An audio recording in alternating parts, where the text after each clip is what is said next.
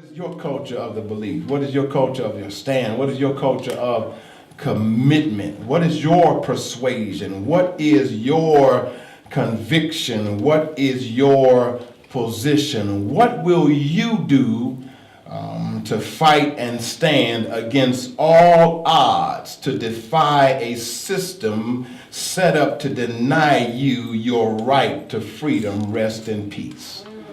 What will you do? What will you do? Will you fall in that trap and allow it to destroy you? Will you be consumed by that? The system of the adversary is to set up to frustrate and to irritate, to anger, and to consume you in your mind, the mind of the believer, in an effort to offset good, sound biblical principles and judgment. Come on, beloved.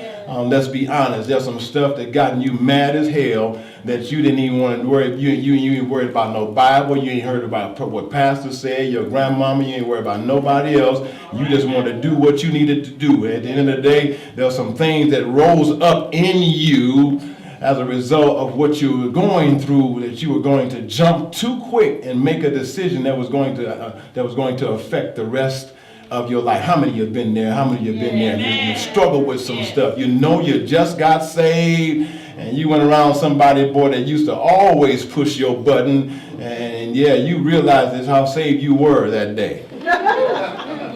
Yeah, you had to go back and get that thing again. Yeah, it's all right. You got to go back and get it a little bit more. Check it out, if you will. It's a system of the adversary. It's always seeking to see whom he can devour. As a matter of fact, I declare that he's seeking right now to see who he can devour by sitting next to you or getting you distracted on somebody texting you right now to get you distracted and get you off. Yeah. Somebody texting you right now. Tell them to come to church. You're going to text that. Tell them to get here. They need some word in them today. Yeah. Distractions, always distractions.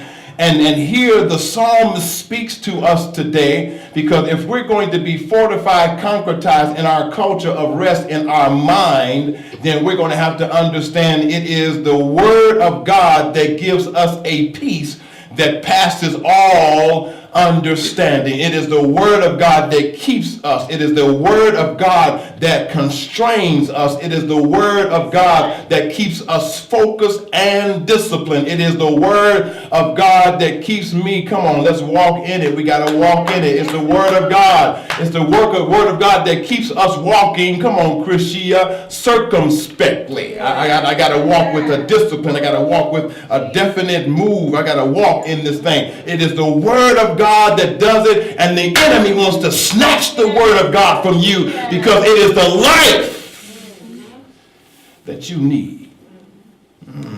Turn to your neighbor and say, fight for your life, fight for your life, fight. You got to fight. Turn to your other neighbor. That neighbor had an attitude. Turn to your neighbor behind you and say, fight for your life, fight.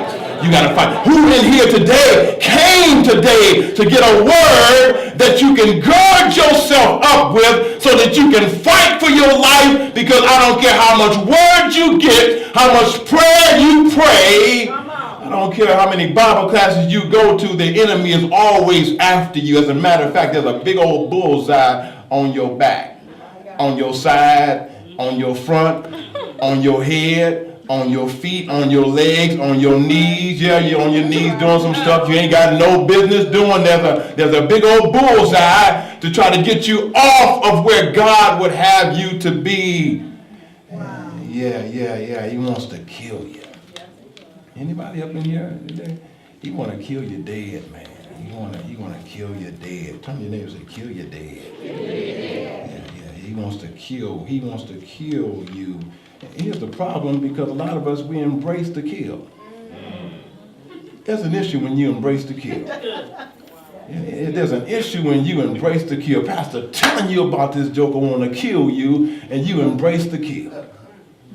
Fee, don't embrace. Come on, yeah. John Clark takes one of the young men at on crack at Eastside High, and he says, okay, if you want to be on crack, take you to the roof. If you're going to do it expeditiously. If you're going to do it, bust the move expeditiously. If you're going to do it. If you're not, make up in your mind that you're not going to fall for the enemy's tricks.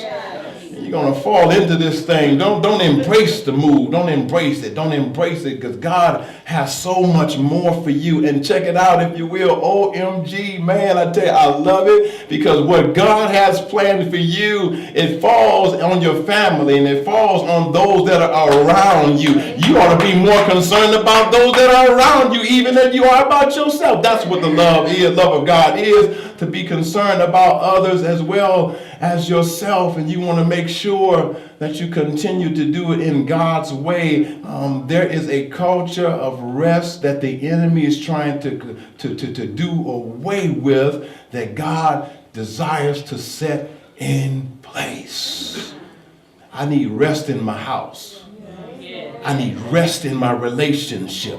I need rest in my finances. A lot of us fight a whole lot of stuff. We need rest on the job. You get rest through the word. You get rest. Put it on a shirt, Christina. You get rest through the word. The rest through the word of God that will keep you, that will sustain you. David blesses us today, God, because he looks at the fight that comes against him. Psalms 36, if you will, check it out. Psalms 36, in this effort of the enemy to offset good sound judgment of biblical principles. I always tell my son when he leaves out the house every day, I say, son, make good choices. Son, make good choices. He's been doing some stuff, busting some dumb moves at school, and they've been calling me. He's like, Pastor, I know this is not Chris. It's like Chris got two sides. He got a great side. I mean, when he's great, he's great. But when he's bad, Pastor, you know. And they tripping on, they calling me. I'm like, man, I tell you, son, come on. And see, first ladies don't quite understand the boy thing. And, you know, give me my guys that will be honest up in here. You know, we've done some dumb stuff in our lives when we was kids. You know, we tried a whole lot. Guys try a whole lot of stuff. You know, while the daughters, they playing around with their little Barbie dolls. You know, guys trying to make it bombs and volcanoes and blow stuff up. You know, that's just how we you know, while the sisters messing around with their easy bake oven, here we are, you know, over there trying to take the radio apart. And we just got it for Christmas. Yeah, we do some dumb stuff sometimes. So Chris brought some dumb moves. And I'm like, son, man, come on, will you please, bro? Turn to your neighbor and say, stop busting dumb moves. It affect me too. Yeah, you can't be busting no dumb moves, because they affect us as well. Oh God, Pastor can't do it because what I do affects the Revolution Church, and you all got to have that same passion behind it. Why is it that you try to hold pastor to a standard, but you can do anything you want to do? I'm just trying to help somebody, you know, hold pastor, ooh, that's a shame. I knew he wasn't no good. I knew it. No, you ain't gonna find pastor in that regard. There's some stuff that you will find that I'll probably slip on. When somebody get me upset, a cuss word will slip out. Can I be honest sometimes? Yeah. Anybody piss you off to the point where a cuss word will slip out? Yeah, that's the reason why we gotta be here. We gotta hear most of it. As a matter of fact, I got some of my sons and daughters be like, Pastor, I feel you. Listen, don't say it. Let me say it for you. Yeah, because we as saved as we are, somebody get us so upset sometimes. Pastor being transparent that a cuss word will slip out, and I'm sorry, Jesus. Y'all help me. I'm sorry. Yeah, I'm sorry, Jesus. It's just real. At the end of the day, the Lord knows that we're our frailties, our inadequacies, and the Word of God keeps us, because the enemy is always on a quest to invade our mind, to get to offset us from good, sound, biblical principles and judgments. Pastor trying to get you there. Yeah.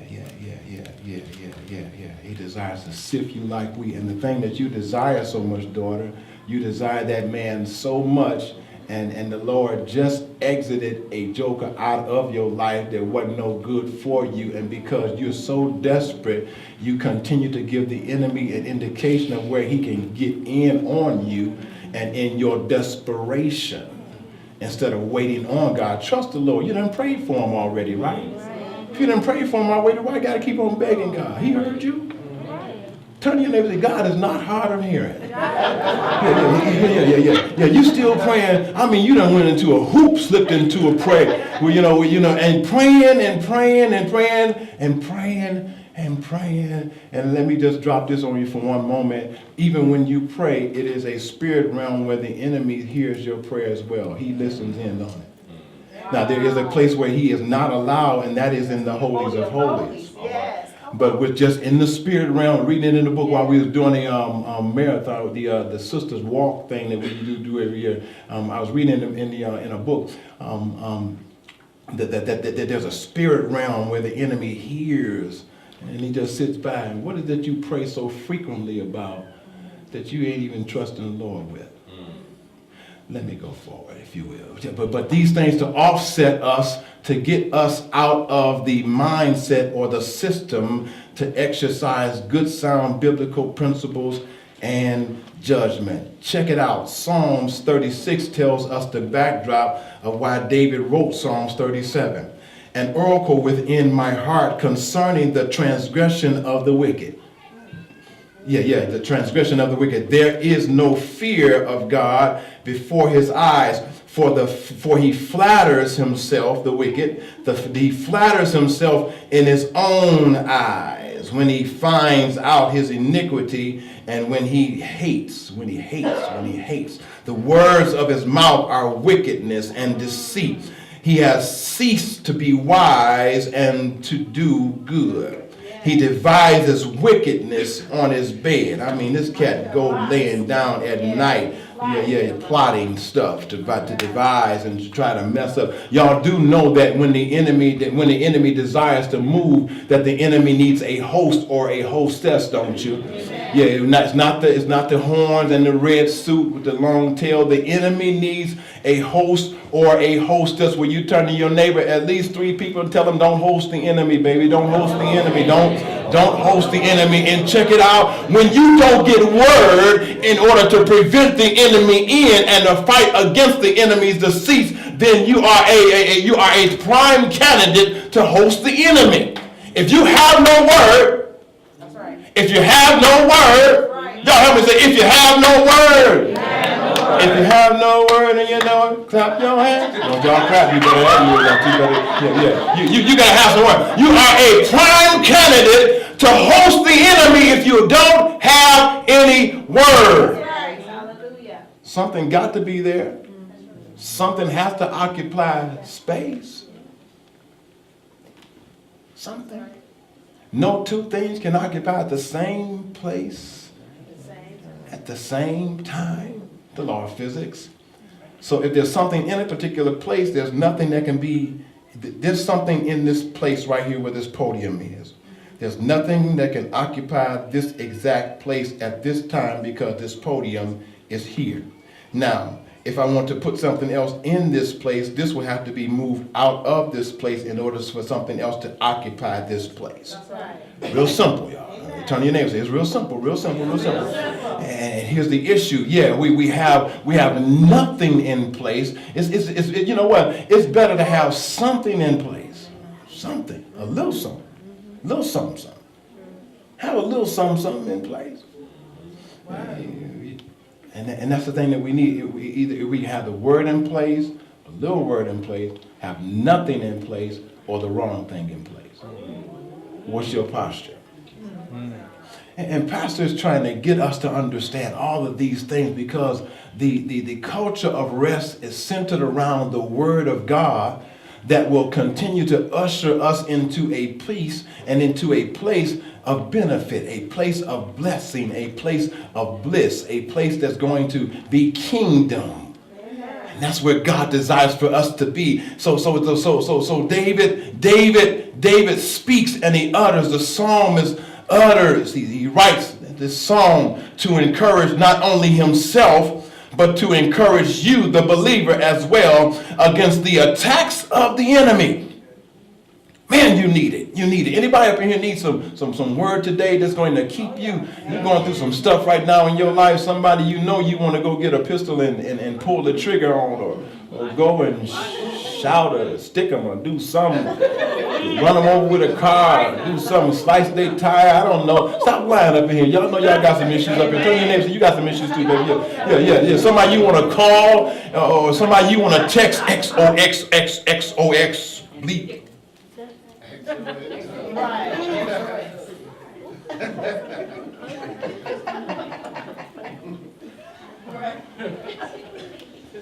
The Lord say, be cool. Be cool, Chris. Be copacetic. Be chill. Relax. Cool breeze. Come on, y'all help me. Woosah. Woosah. Take a deep breath. Everything gonna be all right. Watch it. David said, fret not thyself because of evildoers, neither be thou envious of the workers of iniquity, for they shall soon be cut down like the grass and wither as the green herb. Man, Sister Loretta out there now in the hallway shouting. Well, y'all better get your shout. Yeah. Do not. Yeah. And here it is, if you will. The closer you get to your destination and your destiny, the greater the attack becomes, because the enemy knows that you're nearing where God has to open up the doors and pour out something on you. And here's the thing, he got to stop the pour, because if he stops the pour before the pour begins, then God, those other individuals that would be blessed by the pouring out or the outpouring of or the overflow. My God. God, how many of you know that somebody else is going to be blessed by your overflow? And that's the reason why the enemy is trying to fight you so, to get you to bust a dumb move to stop the overflow. Stop it. You got to stop the overflow, Chris, because if he stops the overflow, he stops the overflow from flowing into your son, to your daughter. He has to stop the overflow, because if he stops the overflow, he stops the overflow from flowing from the top down. Come on, Aaron. From the beard of Aaron, First Lady and I, we can't stop the flow. I can't turn to your neighbor and say, don't stop the flow. Don't stop the flow. You got to stay within the word of God so that you may guard yourself against the attacks of the enemy. Put the word in you so that there's something already in place that nothing else can get in there. I got word in me. I got word. Anybody got time for that? Turn to your neighbor. Anybody got time for that? There's a word in me. So David says, David, fret not thyself because of evildoers. It will come. It will occur. It will happen. Things will come your way. Struggles you will come to face. Things will come to irritate you. Things will come to pull you down. Things will come to make you want to cuss. Things will come to get you angry and out of place. Show not. Turn your neighbor and say, show not.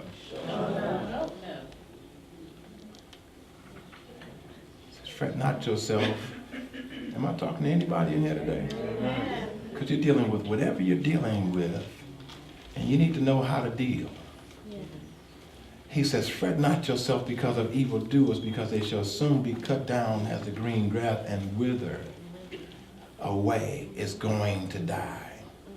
But instead, on the flip side of it, he tells you how to position and posture yourself so that you may be able to stand. And he doesn't just tell you to fret not against these things, but he said, if you're going to fret not, let me tell you how to position and posture yourself in order to be strong enough in order to fight against these things.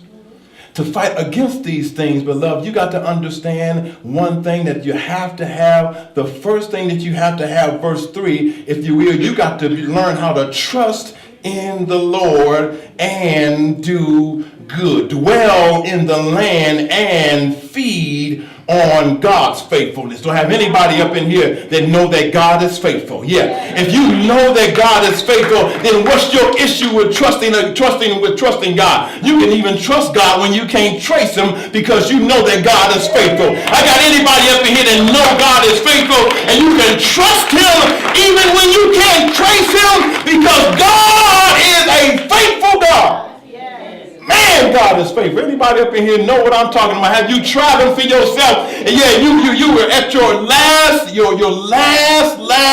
extreme, didn't know what you were going to do, which way you were going to turn, ran out of all options. You didn't know that God was going to show up for you, but God gave you a word. You can always reach back and get a word because the enemy can't take a word from you. Yeah, the enemy can't take you here today. I mean, you're already here. You're here to get a word. You would have robbed yourself if you would not have come. Yeah, my people perish for the lack of knowledge, for they have rejected knowledge. One way that you reject knowledge is that you don't show what knowledge is, if you will. But you're here, you're opening yourself and you're availing yourself to the word of God. And when you open up yourself and you avail yourself to the word of God, then you avail yourself and you posture yourself for the defense to fight against the enemy's attacks. And the word of God said you got to trust the word of God. When you trust the word of God, I'm trying to get somebody up in here today to trust the word of God. Why, Pastor, should I trust it so? Because God is faithful. That's why. Nothing else to sweeten it up. Nothing else to jazz it up any better than what it is. I ain't got to, you know, I don't have to, say no Greek word or nothing else. It's plain and simple. Y'all help me say, it is what it is. It is what it is. Why should we trust him? Stephanie, why should we trust him? Because he's faithful. Casey, why should I trust him?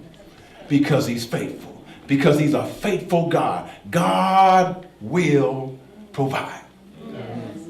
Y'all help me say that in concert today. God will provide. God will. So the next time the enemy sets something up to get you off track, of your peace of mind, your culture of the peace of mind that you're walking in, you have to encourage yourself and trust in the Lord because God is faithful. He's a faithful God. He's a faithful God. Now, not only will you do that, he says, trust in the Lord. If you will, trust in the Lord. Trust in the Lord, trust in the Lord, trust. Pistis is the word, if you will, which would be to trust in the Lord means to cultivate a devotion of wisdom. Cultivate a devotion of wisdom. Cultivate a devotion of wisdom. That's the trust in him. I'm cultivating a devotion of wisdom that whatever his word says, I know that if I apply the word, that the enemy can't come and refute the word because the word is what it is. That's right. Are you being blessed? Amen. Y'all tired of pastor. The word is what it is, Brother V. Nobody can refute the word of God because if I put it out there, it is so. So I trust in the word and I walk in the word. Even when I don't see it, I believe it because God said it. Amen. Even when I don't see it, turn to your neighbor and say, even when you don't see it, you got to believe it. That's what faith is. Hebrews, not Hebrews coffee, if you will. Hebrews in the Bible, if you will. Faith is the substance of things hoped for, the evidence of things not seen. I might not see it, but the substance of my faith believes God for it. And if I keep believing God, then my situation got to line up with what I believe. All right. That's right. Will you please give God praise in this place? He says, trust. Greek pistis, faith. You got to have faith. You got to believe. You got to trust. You got to have confidence, fidelity. But then he says, commit your way. No, let me back up. I missed my point. Second point, delight yourself, if you will. I jumped all the way to the end. The end is real good. You got to delight yourself in the Lord, which is aligning yourself with the Lord's way in order to enjoy him. If you want to enjoy the Lord, you can't do it on your terms.